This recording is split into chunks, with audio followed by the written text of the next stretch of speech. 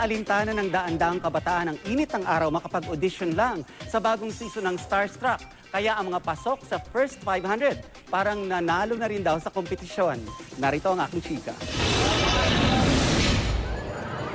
Tila-pila sa MRT tuwing rush hour ang haba ng pila sa labas ng GMA Network Center. Pero hindi sila mga pasahero kundi mga teenager na gustong mag-audition para sa bagong season ng reality artista search na Starstruck.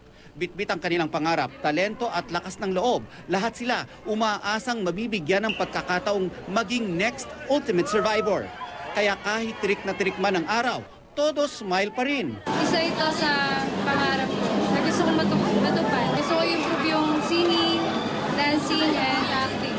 Marunong ako kumanta, sumayaw, umarte kung sasabihin sa akin ng direktor. Meron pang nagpamalas ng kanyang singing prowess. Sabay sa paglaya ng ating mga puso. Hanggang 500 lang ang piniyagang makapasok sa audition ngayong araw. Kaya naman ang mga sinuwerte, walang mapagsidla ng tuwa. Sobrang excited po kasi pangarap ko po to, tsaka pangarap natin to, di ba guys? Masayang-masaya po ako kasi po lahat naman po kami ditong 500 na napili, deserving naman po kami lahat. Kaya good luck na lang po sa amin.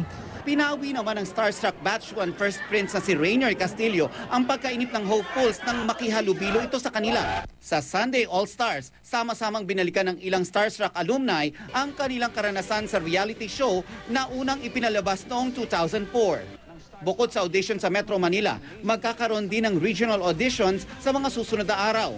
Pwede ring magpadala ng audition piece online ang mga gustong mag-dream, believe, survive.